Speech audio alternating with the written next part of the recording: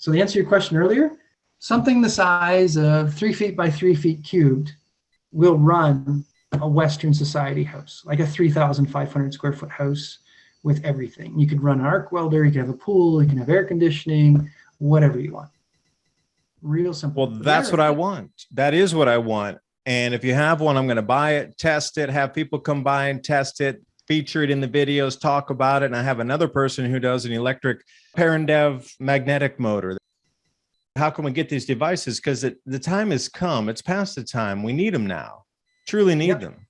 Yep. Grid's starting to fracture. We need that stuff. So how do I get my hands on one would be the question. And how readily available are you? You're really talking 3 to 6 week lead time on one of these for a home gen set? Or is it they're still under development and it's still prototype model? Because you're pretty confident that putting something on a car is already ready to go at the 100% level. So where do we say with the home gen sets?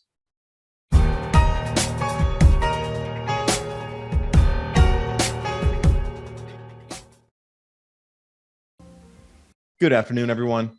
Tom Ross from Tesnic.com rejoins me. We're going to talk about the future, electricity, how electromagnetic currents might be flowing, how this will affect the human perception, things to look for in 2023 with hydrogen.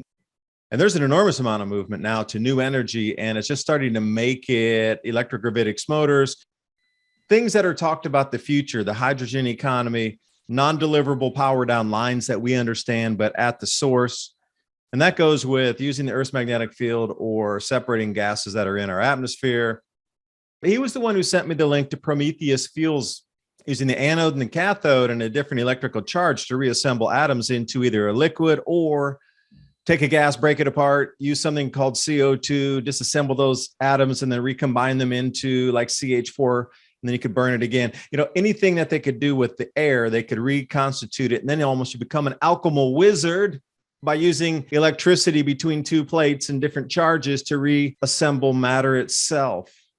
This is where we're going with the conversation tonight. So, Tom, thanks for joining me again. Hey, David. Yeah, thanks for having me back. I really appreciate this opportunity, and your group has been so positive and so nice, and the interaction's been so amazing. We've had zero haters. People, they were all positive and forward moving, want to help and everything. So I must admit, somehow you're giving off all the right vibes. I'm glad you said that. It is all about the vibration changing now with the sun stepping down in its 400-year cycle. But what I'm finding, in addition to people behaving differently because they're perceiving reality different, that's something in a subset to talk about. But I'm finding that like-minded people and like-minded communities, individuals, thought processes are seemingly binding themselves together. People are coming out of the woodwork and they seem like perfect fits. And it does seem that people are coagulating along energetic lines. Maybe it's a survival mechanism from millions of years to bring us together, those of like minds, because there won't be as much infighting in a community, for example, to grow food or do tasks or be able to share expertise. It is all about the vibration right now, the change. If your New Year's resolutions revolve around weight loss, you're not alone. A recent survey reveals nearly half of Americans also picked eating healthier, exercising more, losing weight as their goal. One of the easiest ways I recommend jumpstarting your New Year's resolution is with this amazing keto powder. I noticed a significant difference in my energy levels as well as appetite. I add it to my morning coffee before I head outside to do tasks around the farm or tea. It tastes great while keeping me a little more full between meals. Take 51% off your order by going to adaptwithketo.com or click on that link in the description box below. And now on with the video. So you're already seeing there's an enormous amount of things that are disrupting what had been built out over the last 100, 150 years. So the old way of doing things, of bringing something to your home from a super, super far distance, that's not going to work anymore. And it doesn't matter whether it's a ship from China bringing goods over here, or if it's oil not coming from a pipeline, or if it's the electricity coming to your home. In addition to us thinking about where on this planet is a safe place to be now. Where are areas in the world where people are experimenting, thinking about new power devices, whether it's electric gravitics, hydrogen economy, because the energy and the food are intertwined. The fertilizer and the energy are intertwined. I want to hit the escape button and get out somewhere. I'm tired of it. I'm coming to you live from Buenos Aires, good air, Costa Rica, in the shade of Chiripo, from the indigenous word Chiripo to eternal waters, from a hot springs farm on an indigenous reserve where it's temperate all year round, no sulfur in the hot springs, no taxes, there's no building permits. It's a little world onto its own on a dead-end road that backs onto the rainforest. Most biodiverse place on the planet. No planes, no boats, no infrastructure. We're off-grid. Solar, electric, hydrogen, and water-powered. A good combination. Luckily, in the mountain range, as it bounces here, we've got 50 to 100 megabit through a data connection through 4G back here, but it only works on certain spots of the property within like a 5-foot radius. And that's because they have suspension bridges here that are actually steel cables. Gain antennas, because current electricity, current water, the water flowing underneath it activates the wires, and the wires bring in the signal. This place is 9,000 hectares. That's like this footprint of Toronto proper in Canada.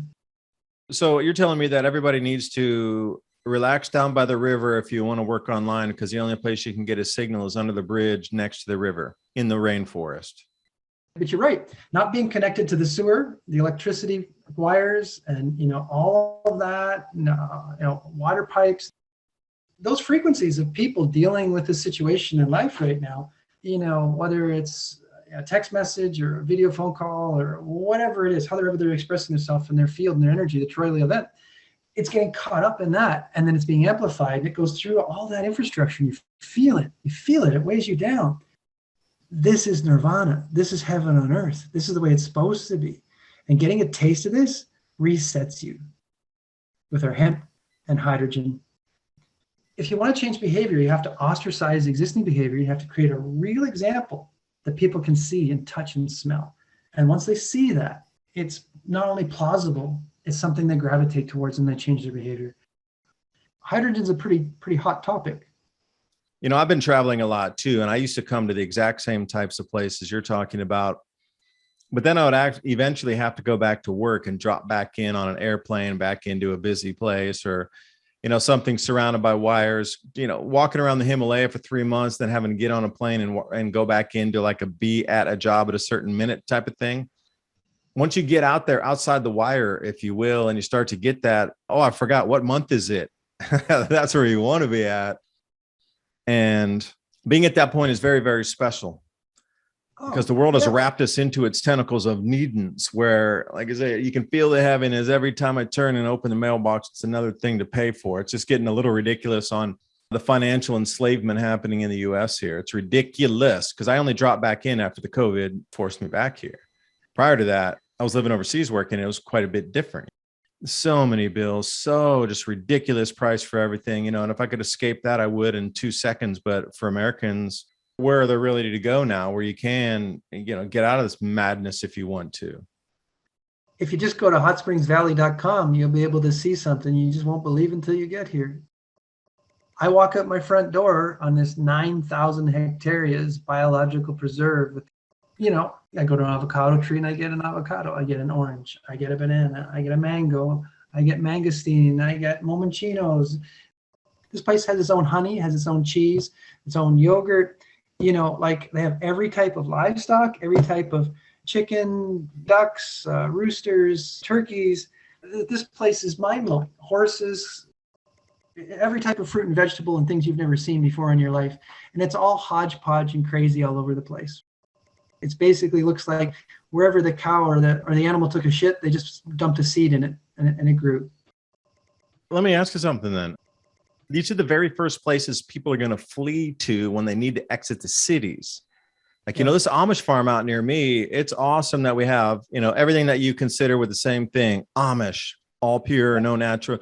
I mean, everything is, chemical free. They build their own fertilizers. They build their own living soils and even if they skip fertilizer for 2-3 years, things would still grow to like super absurd sizes that's considered almost impossible. Yep. But the same thing is cities around here exit out, and they already know thousands, plural, of people are coming to the super remote countryside area, going down to their farm and farming area. So, I'm looking at the same thing. You have the exact same super special, amazing yield, bountiful crop and plenty. But when the cities empty out and people start crossing borders in cities like Panama City rolling up, what's going to happen? I'm curious myself because I don't have the answer. And that's what scares me. Well, I grew up in an area that was right next to a reservation, and there were a lot of Mennonites and Amish and Quakers. And the funny part is you come to Costa Rica and it has one of the highest concentrations of Amish and Quakers and Mennonites in the world because they abolished their army in 1948. So there's no draft. So every time something happens in one of these other jurisdictions, they all move here.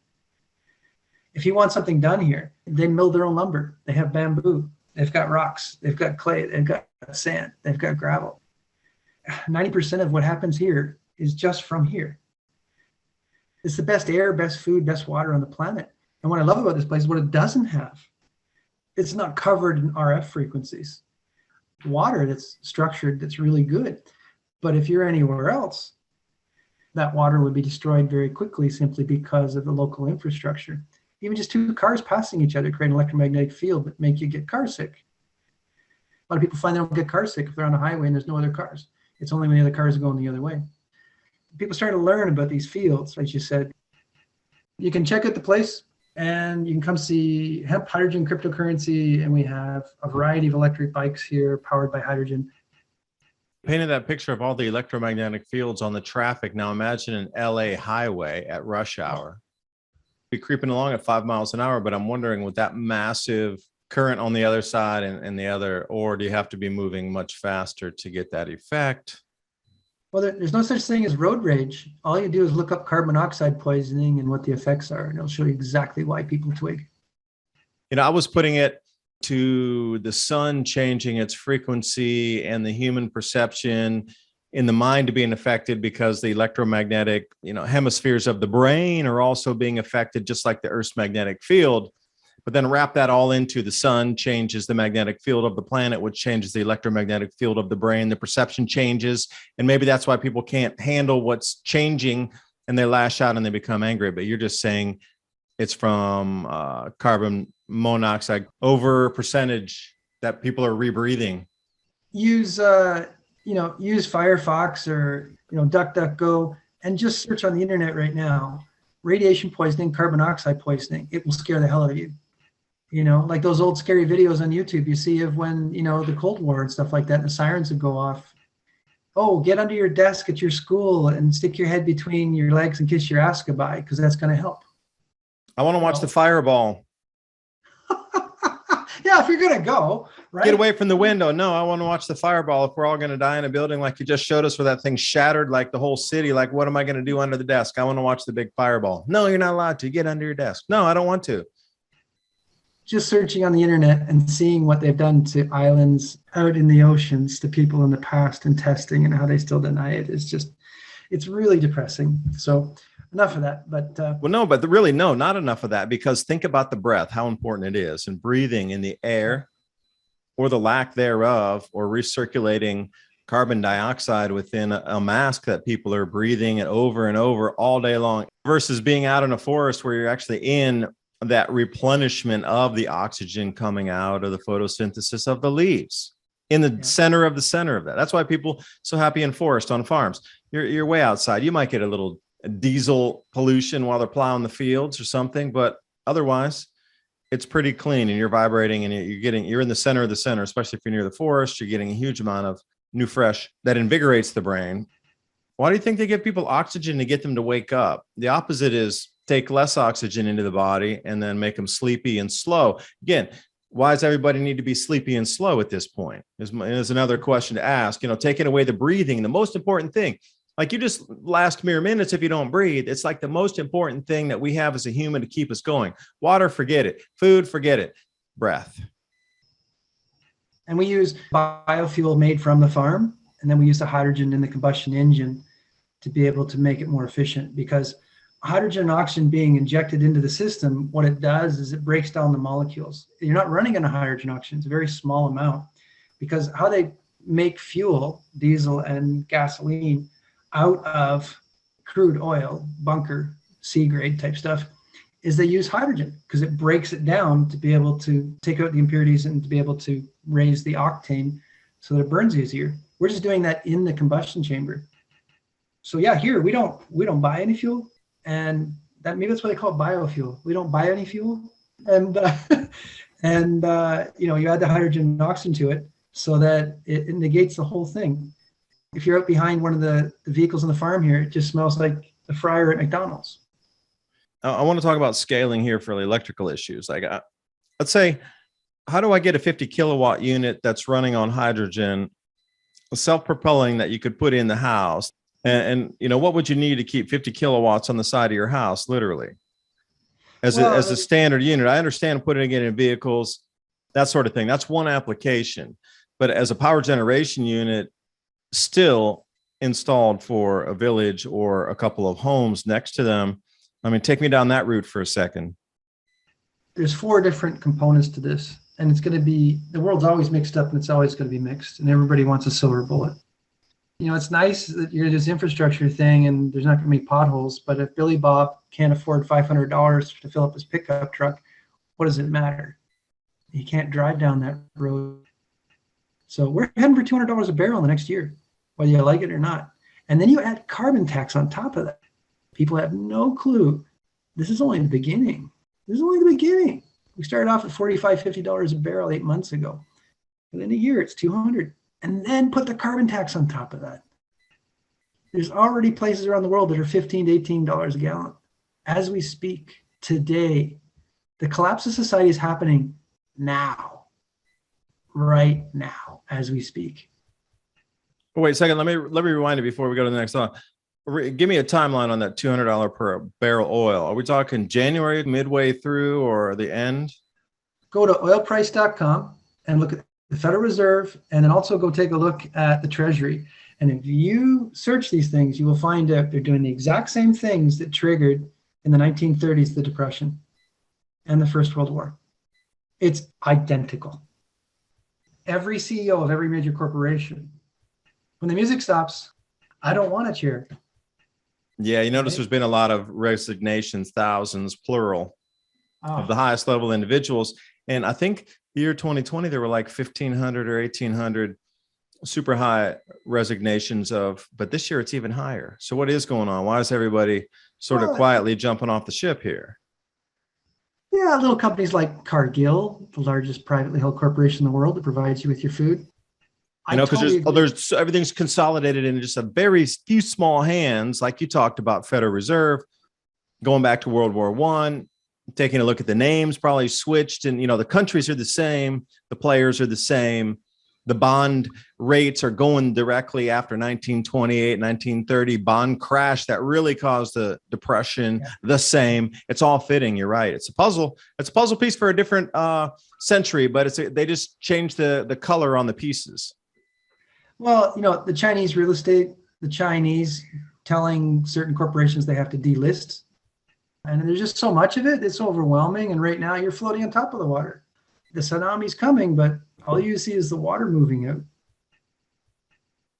Now, speaking on top of the $200 barrel and plus the carbon tax, you're going to have the food that's going to follow lockstep with that. And it's not going to be a linear progression into that. It's going to hit that point where, food is up 23% this last year. And that's from the FAO. So, they're always keeping numbers low. It's much higher than that, but we'll go through the official. If it jumps to 50%, if we're at $70 barrel oil and we go to 200, that's a 3x. So obviously the fertilizer prices, the production of the food itself, the seeds, there's so many inputs into that that's also involved with the price of oil. So that would triple. And you think your food's only going to stay at another 25% increase when every input into it is either doubling or tripling, but you just believe in your little fairy tale world that food will only rise 25% next year because the government said so. But all the inputs are rising 3x, but you're just expecting a 0.25 move. Oh, no, maybe not. Let's pull that back. What happened if food goes up 50% or 100% or 1.5x? That is kind of the end where people take to the streets. Doubling of food prices, and you're going to see it's not going to be about lockdown protests. It's going to be strictly about my family needs to be fed. if the trucks don't come in, we can't afford the food and the infrastructure fails and you don't have anything to eat. I'm at the restaurant at the edge of the universe in the VIP section to watch it all blow up. So I have a very different perspective. Here's where we are today. We just had a meeting with the team of the founder of the largest automotive research and development and parts manufacturer in the world. For us, he said, look, your website's ugly. You have a few white papers and stuff and so on, but why didn't you guys go get $1.5 billion or something like that? And I said, because we're doing this really weird thing. We're not pushing a truck down a hill and filming that. We made a commercially viable product with no rare earth materials, no chipset issues, made in Ontario and Quebec, completely. Nothing comes from outside those two provinces. Exported to the world, commercially available, 3 to 6 weeks lead time. And a city came to us. A guy that literally was the junior for the fleet management for a city said to us 7 years ago, I'm putting this on my car. I showed my boss everything and so on, but fuel prices weren't going up. Things weren't going crazy like they are now. But now we're being pulled back into the market. 50 million road miles, certifications with Carbon California, insurance companies, warranties with Cummins and Detroit Diesel. So having success in business is a lot like being pregnant. Nobody asks how many times you actually got screwed to be able to get there. Why is there not a news crew following this vehicle 24/7 as proof of concept to bring us through? If they're going to start, forcing carbon taxes down your throat and emissions this and climate lockdown that, why would they not have this on the front page of everything? We finally found the solution. Really, in short, the Wright brothers, not the Wrong brothers, did sustained flight. They were doing it in the United States for a year. The reporters from New York Times and everything so came it, but they said it wouldn't sell the advertising and it make them look foolish. So then they had moved over to France, and that's where they actually commercialized it and made things happen. So right now we're deploying on 100 vehicles, quite a few of them already on the vehicles and more going on the next month for an entire city in Canada. And it's the actual fleet manager that has had a unit for 7 years on his personal vehicle, bought a new vehicle, contacted us, I want to move it over. We went, by the way, we reduced the cost of it. The efficiencies are way up. And now with fuel prices going, he says, what do you got? So we showed him. He's like, I want 100 right now, and put them on all the vehicles. So now he's putting it on. Then he informed the government. Then there's the federal government. And they have all these plans now for what they're calling transitional solutions. We have in 2 hours, we put a device on your vehicle with no modifications to the motor. Just needs electricity from the alternator. It comes on with the ignition. There's a little pipe that goes into where your air filter is. And the little computer figures that it has more oxygen and starts to see the temperature change and adjusts to it. And then you get amazing reduction in fuel, better emissions. So, and you get better performance. So it's a hydrogen converter replacing the catalytic converter. So now we used to do just large vehicles and boats at sea and large ships and stuff like that and heavy machinery. But now we can put it on your regular vehicle. Between the prices going up, the carbon taxes, and the efficiencies and the cost of our units going down, we've hit this watershed, this tipping point, this supernova. Having interviews where they're going, oh my God, this is so refreshing. How come nobody saw this coming? You have transitional solutions. You have something that'll go on a car in 2 hours with no modifications that'll drastically reduce the amount of fuel and emissions. Yes, right now. You decentralize power. 50% of your electricity or your fuel is transport and storage and refining if you're looking at fuels. So the next part is synthetic fuels. All the big oil companies are doing synthetic fuels. Synthetic fuels is taking hydrogen out of the water, carbon out of the air, which is electrolysis for both those processes. So there's 2 times electrolysis. Then you have to recombine it with electricity, electrolysis again. It's electrolysis times 3. What you're going to find is you're going to have synthetic fuels at all the pumps because they'll have a bigger margin, less costs. It's completely carbon neutral because you take carbon out of the air and you're re-emitting it. And that's a really good start. So to answer your question earlier, something the size of 3 feet by 3 feet cubed will run a Western society house, like a 3,500 square foot house with everything. You could run an arc welder, you can have a pool, you can have air conditioning, whatever you want.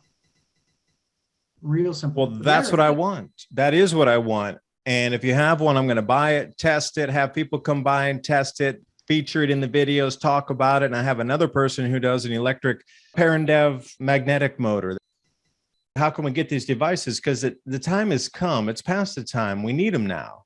Truly need them. Yep. Grid's starting to fracture. We need that stuff.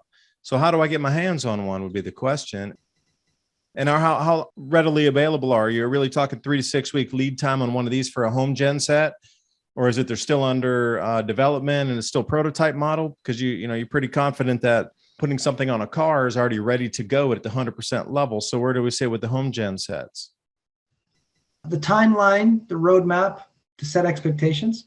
Right now, we have a commercially available product that's 50 million road miles on it. It's commercially ready. Right now, that's our focus. So if you've got a diesel generator and you want to put biofuel in it or reduce the amount of diesel and the emissions, we have a solution for you. So you can have electricity. So that we're doing that right now. The linear generator, that's 6 to 9 months out.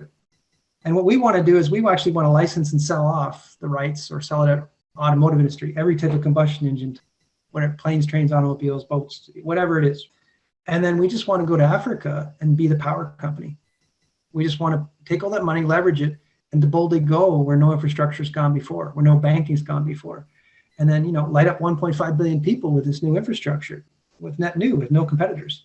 And then the rest of the world economically will have to follow because they're economically unviable once you have 1.5 billion people using this stuff. They can't afford to compete in the world market anymore.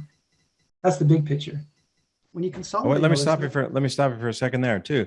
Now, if you're over in Africa, they're going to need a medium of exchange. So some sort of cryptocurrencies now has the mechanism to transmit itself amongst those users in a certain nation or continent. Then, like you say, you're bringing the banking to them as well with the cryptocurrency usage on the same network that is providing the power. That's all in this same closed loop system here. Sounds really interesting. It's like you're moving a new network literally for electrical production, pollution reduction, and banking, and decentralized finance, decentralized power production, all in a single package that can be copy pasted, if I'm getting it right. So at the end of the day, the irony is the US dollar through OPEC, backed by oil and reserves, because an army runs not on its stomach, but on its oil reserves. But if you're replacing that with hydrogen and it becomes decentralized, then there's no need for war.